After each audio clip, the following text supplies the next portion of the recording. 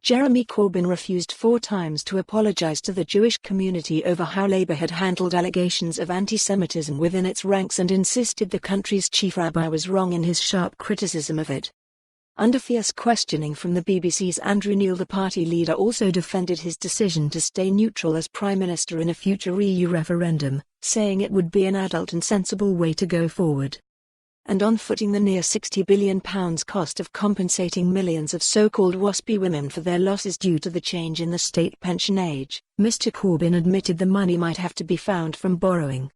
In his most difficult day of the election campaign so far, the Labour leader was rocked by an unprecedented intervention by a religious leader when Ephraim Mirvis accused him of sanctioning the poison of anti-Semitism in his party, which, he claimed, had proved Mr Corbyn was unfit for high office.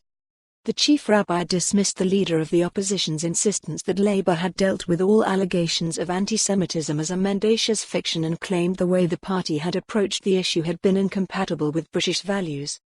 Mr Mirvis's criticism came on the day the opposition launched its Race and Faith manifesto aimed at showing Labour's commitment to equality and human rights. Asked by Mr Neil how he responded to the Chief Rabbi's attack, Mr Corbyn replied, "I'm looking forward to having a discussion with him because I want to hear why he would say such a thing." Challenged over Mr Mirvis's allegation that Labour's claim to be doing everything to tackle Jewish hatred in its ranks was a mendacious fiction, the Labour declared, "No, he's not right.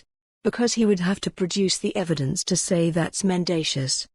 Mr Corbyn explained he had developed a much stronger process and had removed members who had been anti-Semitic.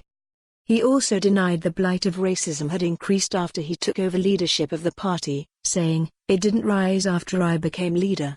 Anti-Semitism is there in society. There are a very, very small number of people in the Labour Party who have been sanctioned as a result about their anti-Semitic behaviour." But when pressed if he would apologise for the way the anti-Semitism row had been handled within Labour, the party leader repeatedly refused to do so. He said, "We will not allow anti-Semitism in any form in our society because it is poisonous and divisive, just as much as Islamophobia or far-right racism is."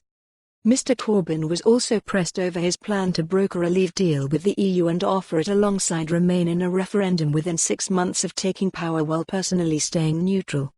"I will be the honest broker who will make sure the referendum is fair and make sure for more on this story, visit the news article link.